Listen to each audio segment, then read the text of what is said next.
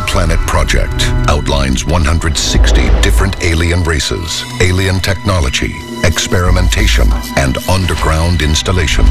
All this pointing to a massive government cover-up.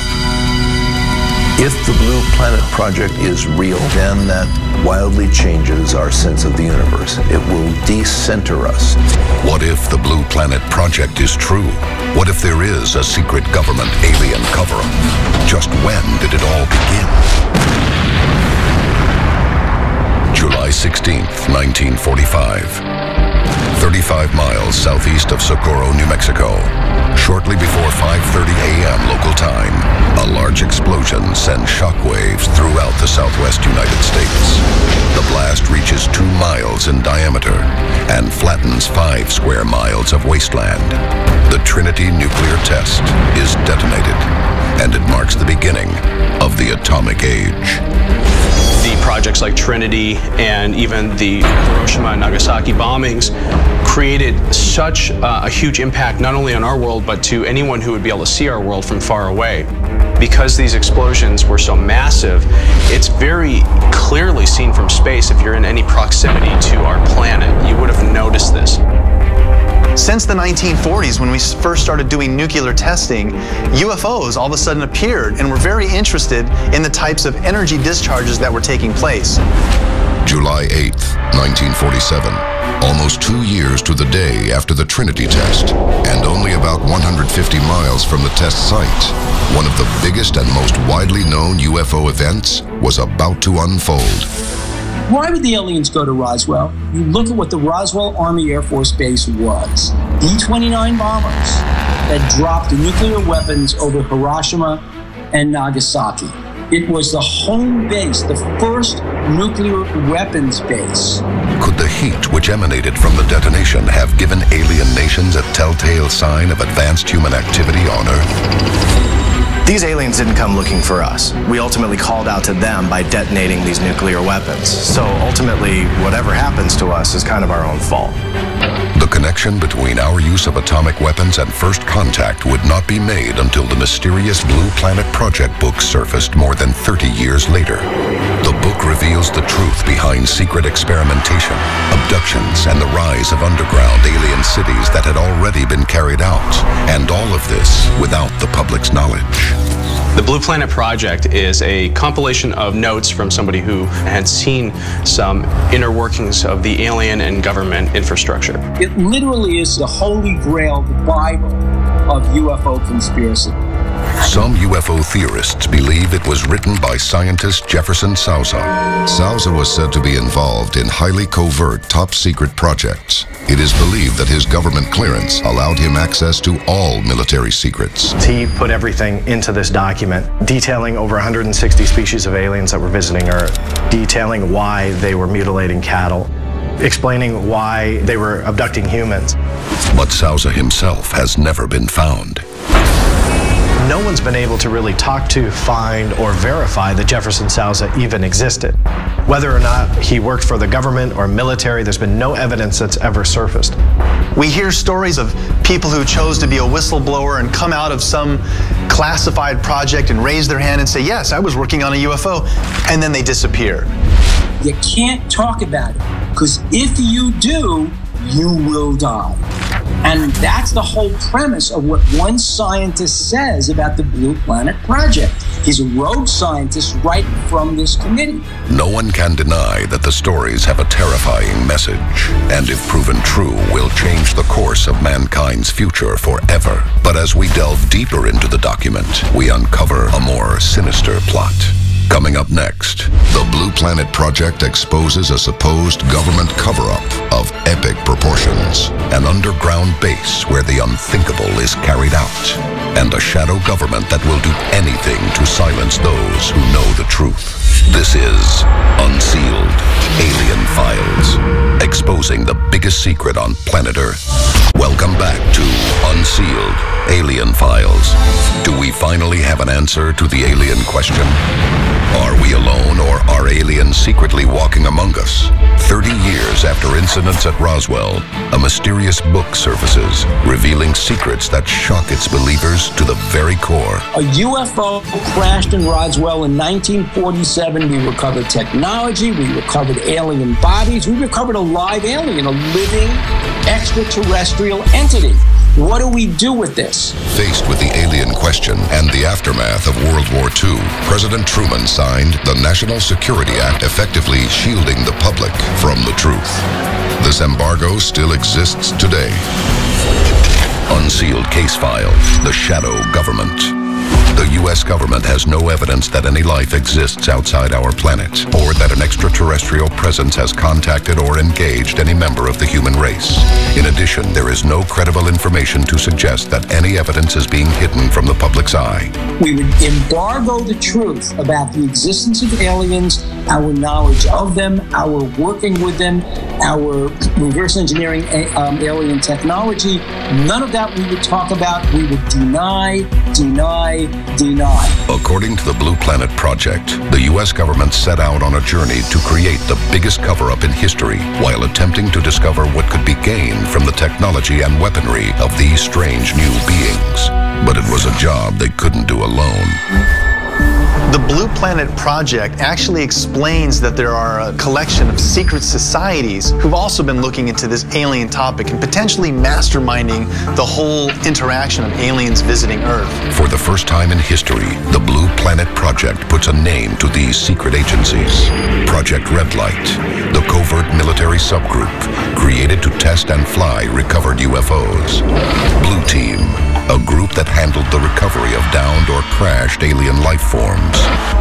And Project Delta, a security team and task force, more commonly known as the Men in Black. But no group is more notorious than the one behind all the others, the infamous Magic Group, also known as MJ-12. I think the closest to a secret society that's keeping the lid on the UFO cover-up would be the Majestic 12 organization.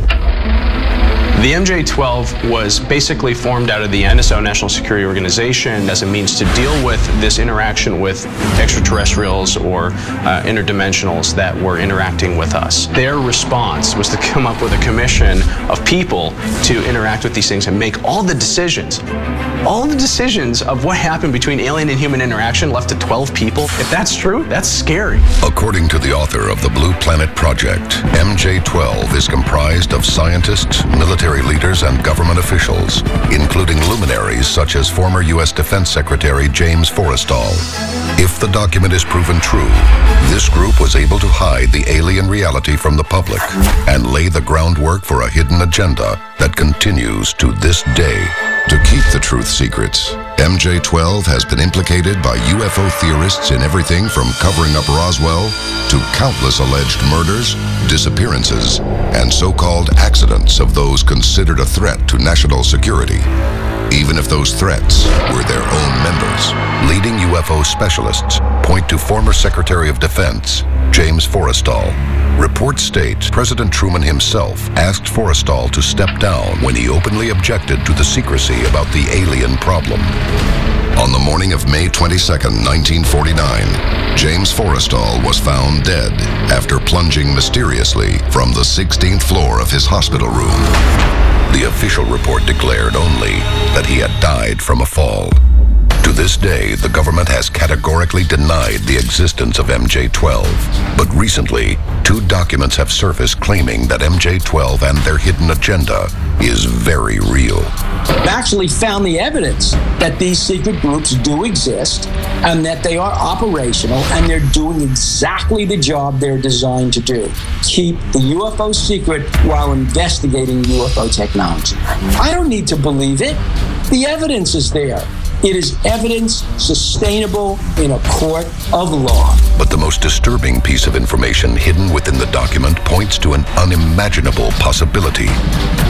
In the 40s, there were reports where actual coordinated landings of extraterrestrials took place with our U.S. Air Force, and certain treaties were actually formed with various alien races, where they agreed to give us access to technology And the reason I really do believe that we have some sort of interaction with these species is during the time of those experiments, our industry skyrocketed, starting in like the 1945, 1947. A lot of people will say, yeah, it's because of the war. But we're talking about technologies that hadn't existed before. How did that happen? We have access to these extraterrestrials to help us with our technology, but what are we giving them? Next, we find out what our government allegedly traded for the secrets to advanced alien technology. What was that agreement? Whose base really is this? And finally get a glimpse of who or what is behind it all. Large bulbous eyes, bald head, they are beings that come and take you in the night. This is Unsealed Alien Files, exposing the biggest secret on planet Earth. Welcome back to Unsealed Alien Files. Are there aliens among us? If so, where did they come from? And what do they want? More than 2 decades ago, a frightening document began circulating within the UFO community, outlining extraterrestrials living covertly on our planet. The book is known as the Blue Planet Project.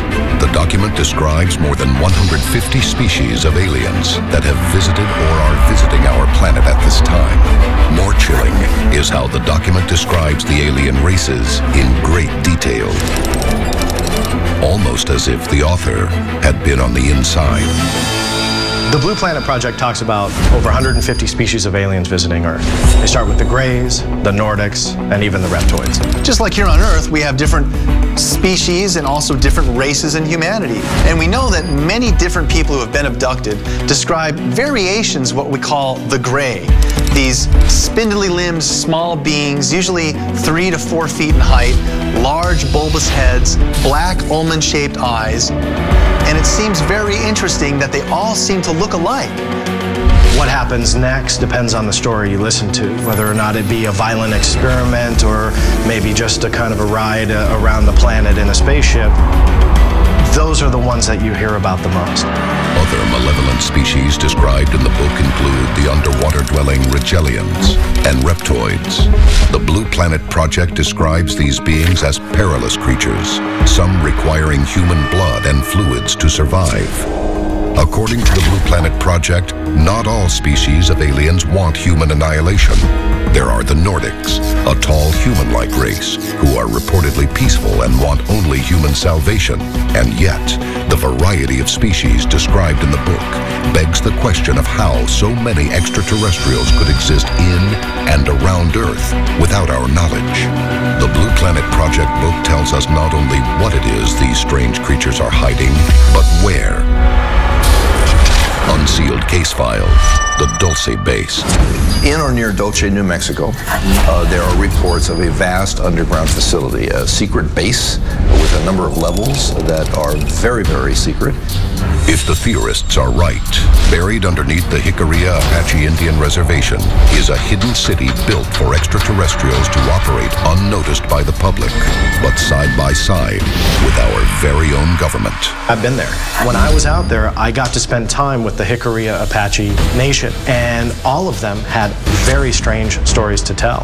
Unexplained lights and unexplained UFOs in the sky.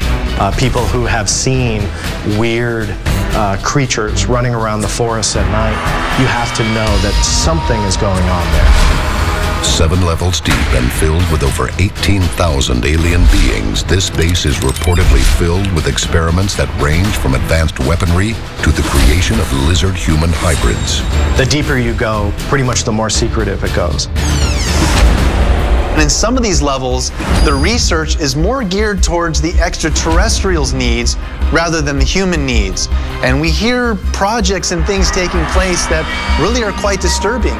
Potentially a vat of human body parts where these extraterrestrials soak to ingest nutrients through their skin. Levels where they're in vitro fertilization or test tube versions of extraterrestrials literally being grown.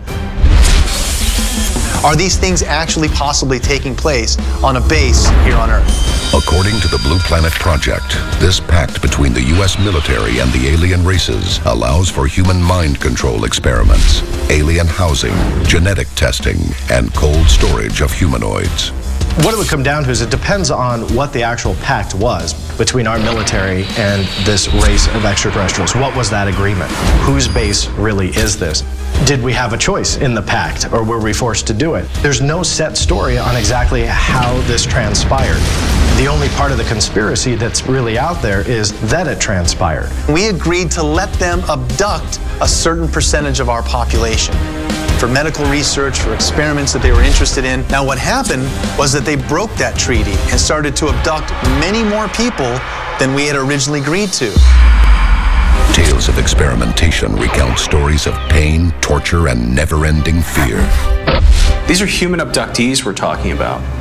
And if the Blue Planet Project is right, then this could be anyone, including my family, your family. No one's safe. But what was the purpose of this experimentation? The Blue Planet Project book provides an unsettling answer. As the author of the Blue Planet Project tells us, there are various reasons for these abductions, but the most important one does seem to be reproduction. We have aliens abducting us and doing all these experiments, including interbreeding with humans.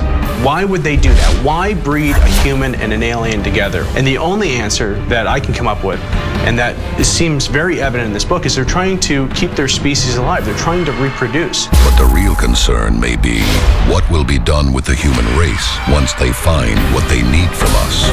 When we come back, if the Blue Planet Project recounts the truth, then what does that mean for the human race? Does the secret alien agenda for mankind involve cooperation or extinction? And what is the government planning that every human on Earth needs to prepare for? No evidence of alien life has been more sought after than a message from another world. People have seen UFOs. People have even seen extraterrestrials. But to communicate with an alien, that would ultimately be the key to unlocking the secrets of life in the universe. But one historic incident stands above the rest when it comes to proof of such communication. The year is 1980. In the midst of the Cold War, the entire world is on edge. The possibility of nuclear annihilation sparked by conflict between America and the USSR is at an all-time high. This is December 1980, a period of extraordinary international tension. Ronald Reagan has been elected as president, and Margaret Thatcher is in power in the United Kingdom. This is a period where the Cold War is decidedly frosty, and indeed there's a danger that it might become pretty hot. In preparation for a counterstrike, U.S. troops are stationed at Bentwaters Royal Air Force Base just outside the forest of Rendlesham in the UK. Around 3 a.m. on the night of December 26th, radar loses track of an unknown object in the woods outside the base. Soldiers on guard duty notice something strange high above the forest. These men saw unidentified lights in the forest from the gates of Bentwaters. Radar indicated it could potentially be a downed aircraft. Among the soldiers to witness these lights are Airman First Class John Burroughs and Staff Sergeant Jim Peniston. They quickly form a team and are dispatched to the woods for investigation. What they find after driving into the forest is not a downed aircraft. As I was getting out of the vehicle, it felt like there was static electricity in the air. Things felt abnormal. Both of us at that point kind of looked at each other and realized that maybe something was actually going on. Above the trees, the two men see the silhouette of a triangular-shaped craft lowering to the forest floor. The air around the object was electrified. It was like dancing on our skin and our clothes. At that point in time, I knew it was an aircraft crash. I knew I had an unknown object in front of me. Sergeant Peniston immediately reaches for his notebook to record the details of a craft that defies logic. His sketches show an object 9 feet on each side and almost 6 feet tall, with mysterious symbols etched along the side of the craft. One of the things that sets Rendlesham Forest apart from almost every other UFO case you look at is this wasn't just lights in the sky. This was a landed UFO. John Burroughs and Jim Peniston got extremely close to this object. It had come down in a small clearing in a forest, and indeed Jim Penniston claims that he got so close to this thing, he was able to reach out and touch it. I took my hand and ran them over the bottom symbols all the way across. It felt like going from the smoothness of the metal to like feeling sandpaper on each of them. But then, something happens that will change his life forever. Out of all the glyphs, there was one that was larger than all the other ones. And so I decided to go ahead and touch that one. When I touched that symbol, I had an explosion of white light where I couldn't see. I was blinded. And I started seeing ones and zeros flashing. They were like inside my mind's eye. The ones and zeros burn into his memory, leaving an imprint of an alien code. I think I was just plain terrified. Somehow I was able to go ahead and pull my hand off, and it stopped. The craft started to move a little bit, and it was gone in a blink of an eye. Next, the two men who witnessed the craft in Rendlesham Forest reveal a shocking secret about what else they experienced that night. And their hunt for the truth reveals chilling real-life recordings of one of the most shocking alien contacts of all time. It's coming this way. It is definitely coming this way. This is Unsealed Alien Files, exposing the biggest secret on planet Earth. Welcome back to Unsealed Alien Files. On the night of December 26th, 1980, Sergeant Jim Penniston and Airman First Class John Burroughs experienced a UFO encounter deep in the United Kingdom's Rendlesham Forest. Penniston is shaken by his contact with an alien craft and the vision it leaves behind.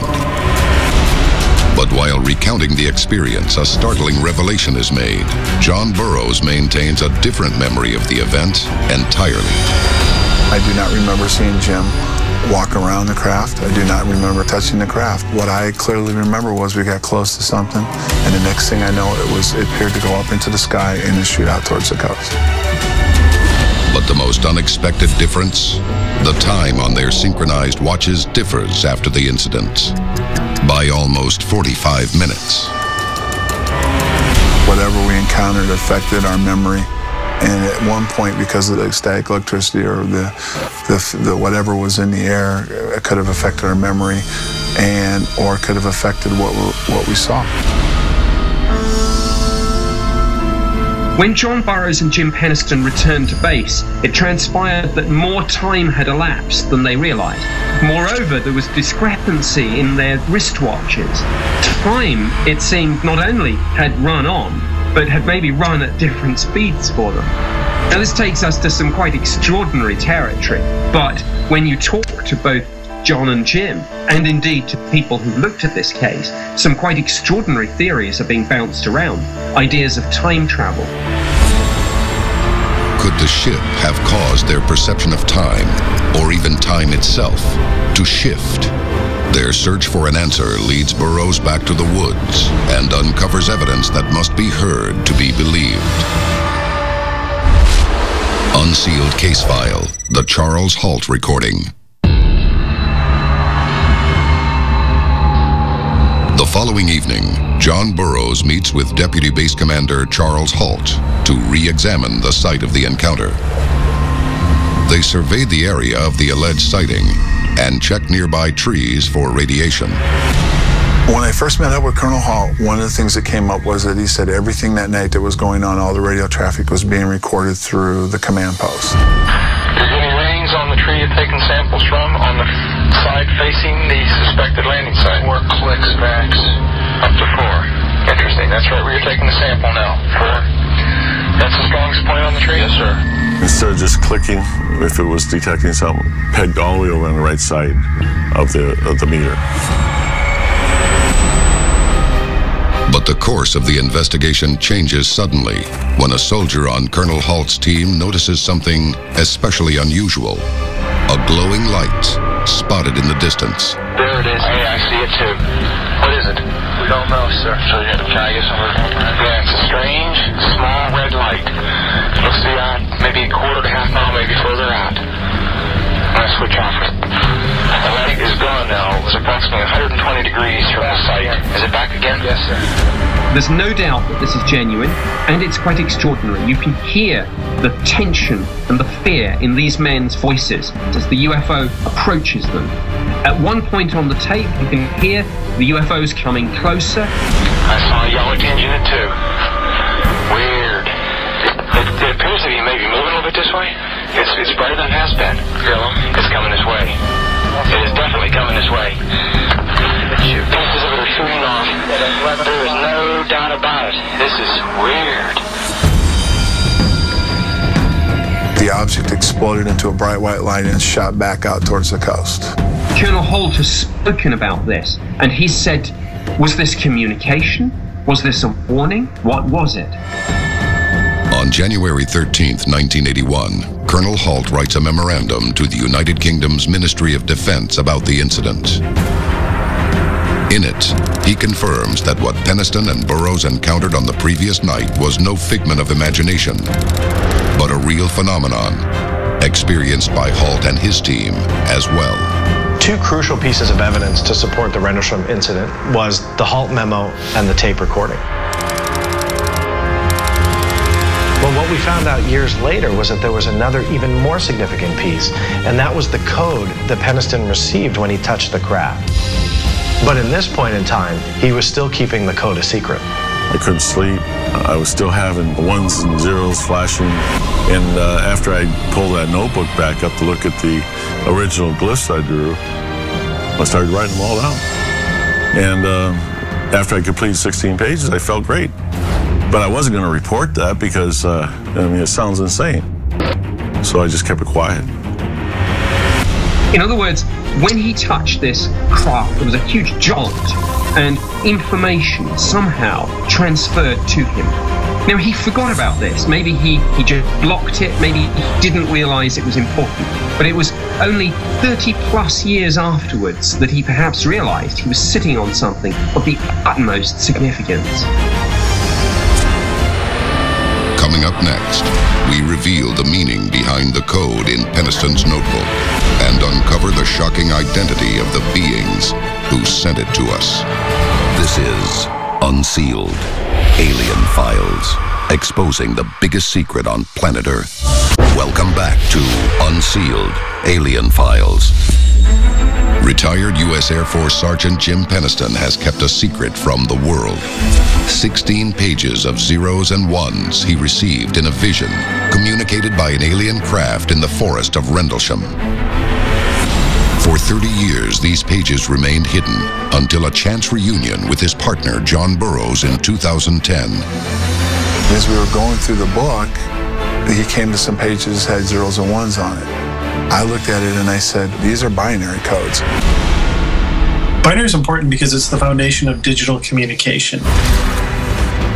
In 1974, Carl Sagan and several other scientists broadcast a message at a frequency of 2,380 megahertz at a power of 1,000 kilowatts into deep space.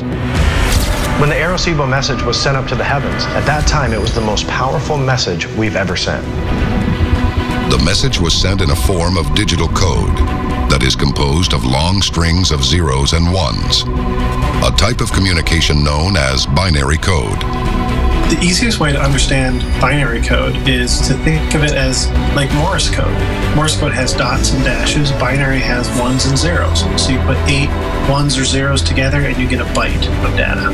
When we decide to send a message to the heavens in hopes to communicate with an alien civilization, binary code was decided by scientists because it really is that universal language that if any intelligent race in the universe were to master science, binary code would be the easiest thing to decipher.